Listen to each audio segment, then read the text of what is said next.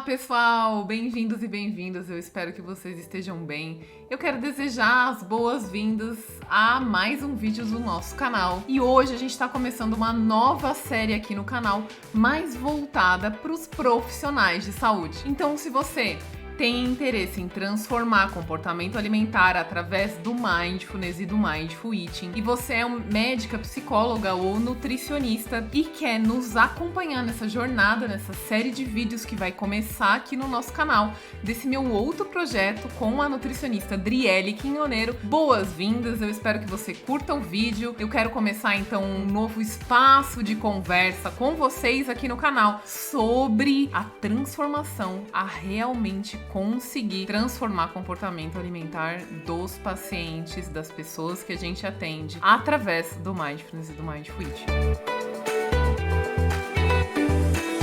Hoje a gente vai falar sobre comer emocional, mas eu já quero adiantar para vocês que esse daqui não é mais um vídeo sobre comer emocional. Esse daqui não é mais um vídeo em que você vai ver as diferenças da fome física para a fome emocional. A gente vai pro profundo. A gente vai fazer um aprofundamento em comer emocional. Informações que a gente não escuta por aí quando a gente está ouvindo assuntos um pouco mais superficiais sobre o comer emocional. Então, esse vídeo vai ter mais e melhores informações para você, caso você queira saber sobre comer emocional. A primeira coisa que eu vou fazer é falar para vocês a importância da gente entender o comer emocional. Eu vou começar até aqui com uma frase de impacto. Se você for um profissional que prescreve dieta, né? Ou um profissional que segue essa linha, que não trabalha exclusivamente com comportamento alimentar, o que eu vou falar para você? A maioria dos nossos pacientes tem desafios para comer, não porque eles não sabem o que comer, certo? Mas porque eles não sabem como lidar com a comida. A gente costuma falar que as abordagens alimentares não costumam contemplar as esferas referentes ao comedor. A gente não aprende na faculdade e por isso também não consegue ensinar e ajudar os nossos pacientes a saber como, quanto, quando, por que comer, levando em conta os pensamentos, sentimentos, sensações corporais que aparecem enquanto esses pacientes estão comendo. E quando a gente está falando de comer emocional, muitas pessoas, aliás, a maioria dos profissionais que vão falar sobre o comer emocional ignoram, inclusive, uma palavra que está dentro da definição de comer emocional, que é emoção, certo? E isso, claro, não vale para as psicólogas, mas vale para os médicos e para as nutricionistas.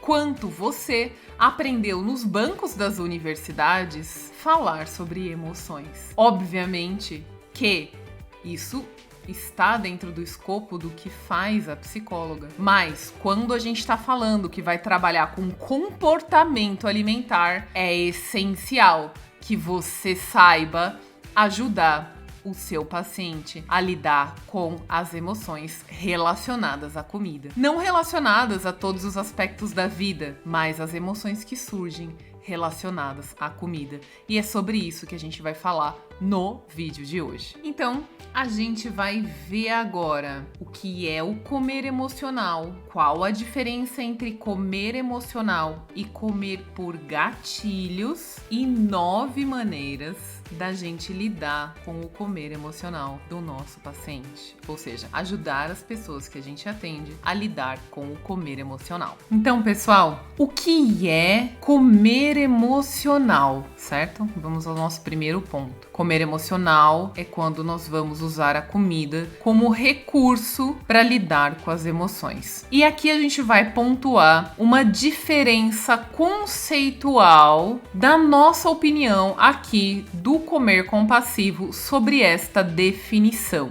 A gente vai falar daqui a pouquinho nas 9 estratégias para lidar com o comer emocional, que uma delas é normalizar o comer emocional. Mas por que a gente precisa fazer essa pausa agora e diferenciar comer emocional por comer por gatilhos para que a gente possa, inclusive, aplicar melhor essas 9 estratégias? Eu sempre costumo falar que sempre que a gente compreende melhor uma definição, a gente tem mais poder para lidar com aquela situação, certo? Então assim, pra gente aqui, existe o comer emocional com essa definição que eu dei pra vocês, eu vou repetir. Usar a comida pra regular alguma emoção, certo? Usar a comida pra regular alguma emoção. Mas existe também o comer por prazer, o comer hedônico. Então, por exemplo, quando algumas pessoas colocam essa classificação junta, pra gente aqui, a gente gosta de olhar para isso de maneira separada. O comer emocional por comer hedônico. Faz parte da vida do ser humano comer por prazer,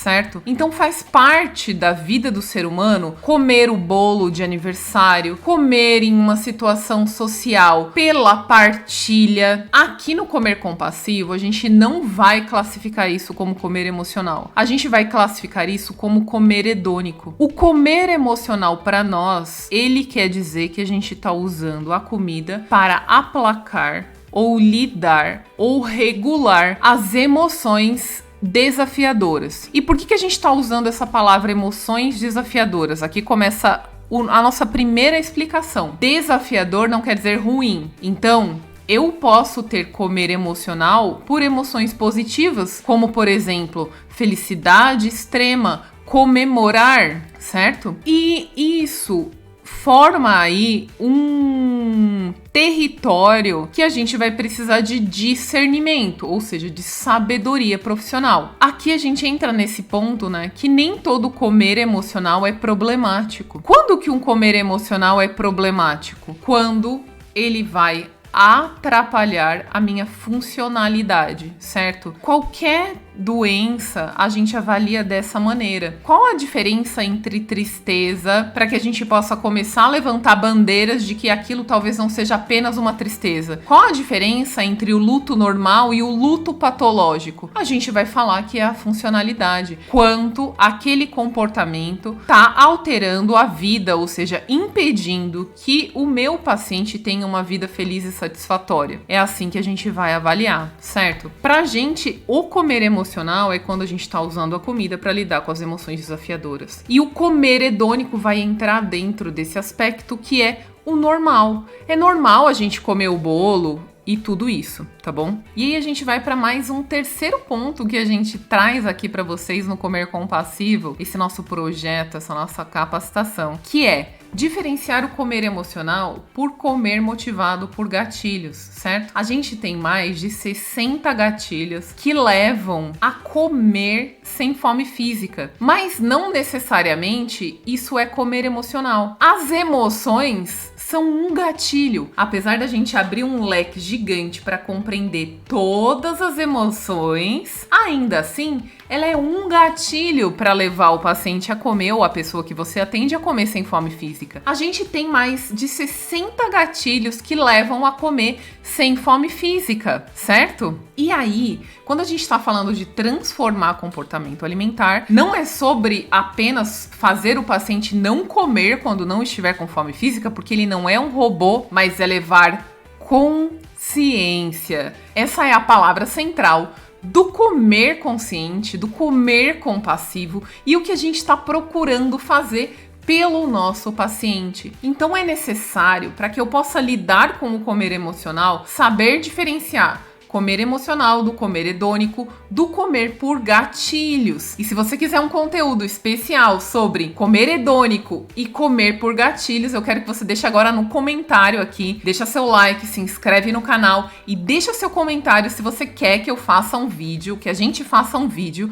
sobre comer por gatilhos. A gente não vai falar disso aqui, porque senão o vídeo ficaria muito grande, certo, pessoal? Mas é importante diferenciar. Vou dar alguns exemplos de gatilhos para vocês. Um gatilho que as minhas pacientes, por exemplo, apelidaram de gatilho do capitalismo, que é: fui no rodízio e paguei muito caro. então eu tenho que tirar aqui o meu prejuízo. Pague 3 e leve 4. Refil de refrigerante. Talvez eu tomaria um copo de refrigerante, mas porque é refil eu vou tomar 3. Elas costumam chamar isso apelidaram de gatilho do capitalismo. E existem vários outros, né, pessoal? A gente pode falar disso num vídeo pra vocês. Eu quero saber a opinião se vocês querem que a gente grave. E agora, então, a gente vai para as 9 estratégias pra gente lidar com o comer emocional, certo? Vamos lá. Então, a estratégia número 1 é: normalize o comer emocional. Por que é necessário que a gente normalize o comer emocional se a gente quiser ajudar o nosso paciente a lidar com o comer emocional? Pessoal, a comida é um recurso válido,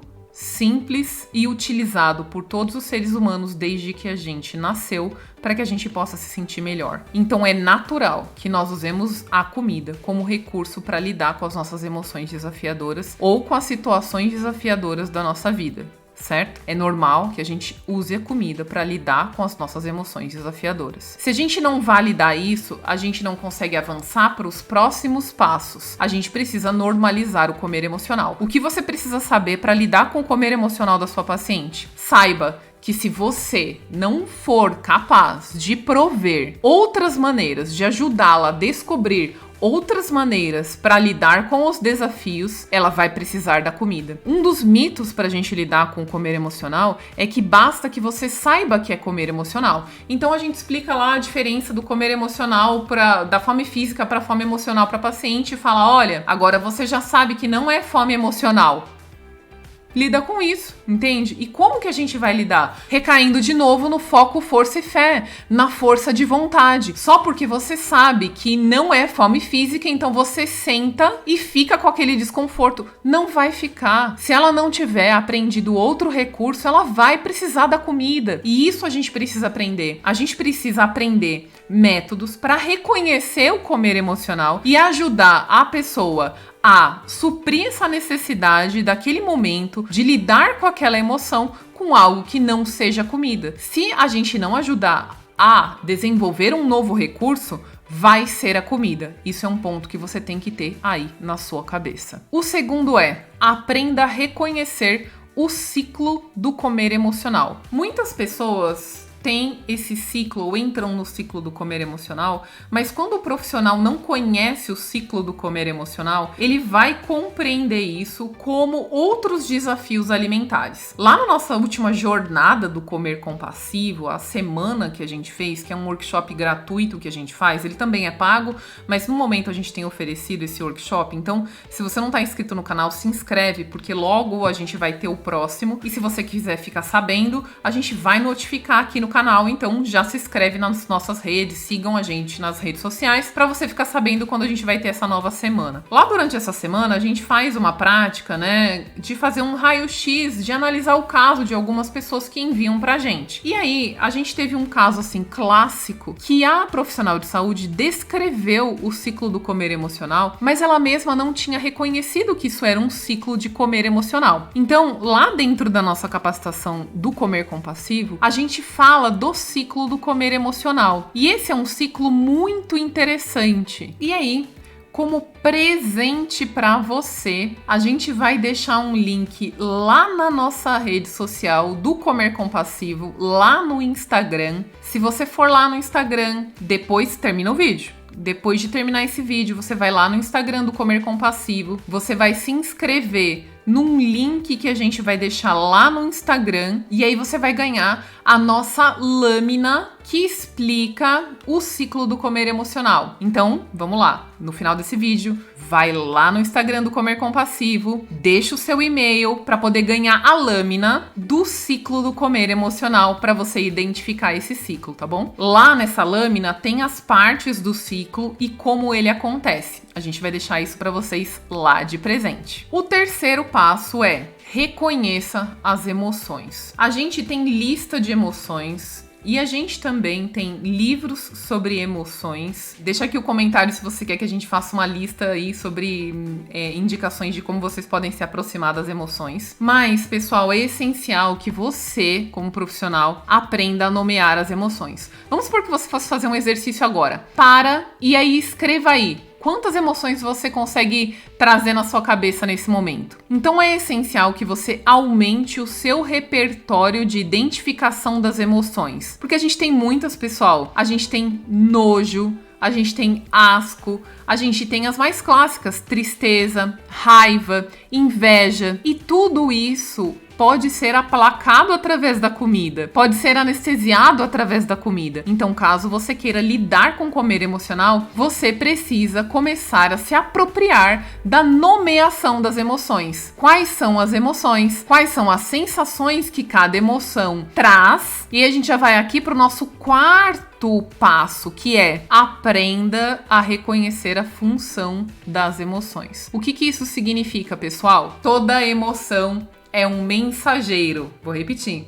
Toda emoção é um mensageiro. As nossas emoções são carteiros que batem à nossa porta para trazer recados sobre as nossas necessidades. Então, a gente precisa normalizar as emoções. A gente precisa compreender qual é a função da emoção. Por exemplo, a raiva é uma emoção de limite. É uma emoção que diz: você está transgredindo valores importantes para mim. Você está indo além do que você deveria. Você está me ferindo. A raiva é uma emoção clara de não. Uma emoção de você não está atendendo as minhas necessidades nesse relacionamento. Ou, em relação a si mesmo, você não está atendendo as minhas expectativas em relação a mim mesmo. A raiva tem essa função. Quando eu conheço a função da raiva e que eu como para me livrar da minha raiva, quando eu acho que tenho que ser uma boa menina, por exemplo, que sentir raiva é ruim, quando eu me desaproprio da minha própria raiva, eu vou precisar talvez mais da comida.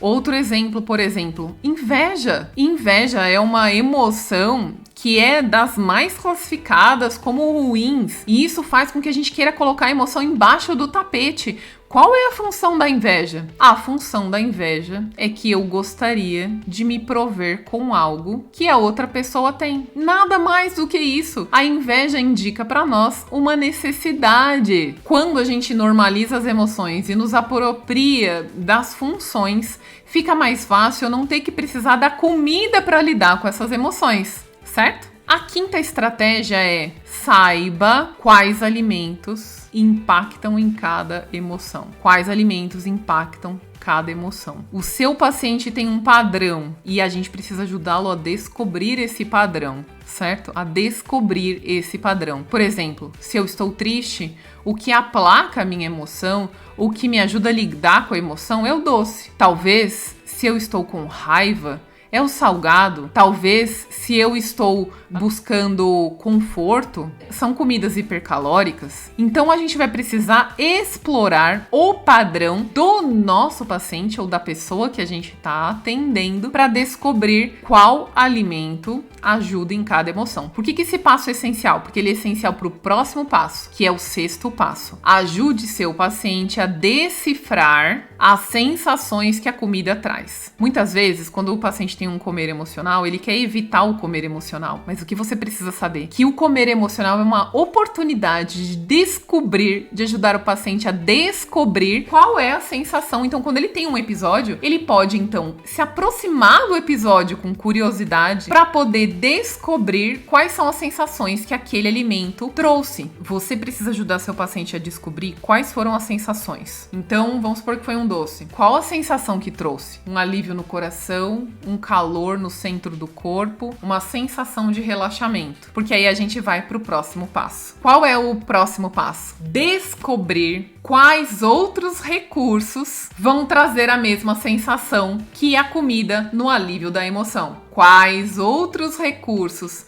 vão trazer um alívio parecido com o que trouxe a comida para aquela emoção. Então vamos supor, nesse caso do doce que eu dei de exemplo, qual outra atividade ou recurso vai trazer uma sensação de conforto no coração, uma sensação de calor no centro do corpo e uma sensação de relaxamento. É específico para cada pessoa, mas você pode ajudar nesse sentido. Qual é a sensação que o alimento desperta e que traz o alívio e o que mais pode trazer esse alívio? Um chá, um banho, uma caminhada, uma palavra amorosa de um amigo quando eu faço uma ligação, isso é o que vai ajudar a realmente o paciente sair do ciclo do comer emocional. O 8º passo, pessoal, esse é essencial. Seja específico. Geralmente, quando o seu paciente trouxer desafios para você no consultório, ele vai trazer um episódio genérico. Ele vai falar assim, ó, todas as vezes que eu tenho uma emoção desafiadora, eu como chocolate. Se você ficar numa descrição genérica desse episódio, você não vai chegar a uma conclusão com esse paciente. Você precisa buscar um episódio específico. Olha, então você vai me contar um dia que isso aconteceu. Porque se a gente não for específico, se a gente não buscar um episódio específico para conversar daquele episódio, isso se torna tão genérico que o paciente não vai conseguir identificar a emoção e nem percorrer esses outros passos que a gente trouxe para vocês, entende? Então, a gente precisa buscar um episódio que aconteceu. Se o paciente não lembrar de nenhum, você vai falar assim, ó, então, a próxima vez você vai fazer isso, anotar, você vai ensinar para ele aqui, então, esses passos que a gente tá te ensinando para que ele possa trazer isso da próxima vez. E o nosso último passo é, aprenda a aumentar o nível de mindfulness e autocompaixão do seu paciente. Através do aumento do mindfulness, nós vamos ter mais regulação emocional. O aumento da regulação emocional vai fazer com que o paciente precise menos da comida, não apenas investigando o comer emocional, mas automaticamente, certo? E a autocompaixão, como vai trazer esse processo de cuidado interno através da ativação do nosso sistema filial do nosso cérebro, também vai fazer com que eu possa me prover de mais cuidado e nutrição, precisando também menos da comida para lidar com a vida. E aí, pessoal, eu espero que esse vídeo tenha sido útil para vocês, que tenha sido um caminho para vocês compreenderem melhor como a gente faz para poder realmente lidar com o comer emocional através das práticas de mindfulness, mindful eating, aqui no Comer Compassivo. Eu espero vocês nas nossas redes sociais, falando com a gente aqui no canal. Foi um prazer estar com vocês e a gente se vê no próximo vídeo.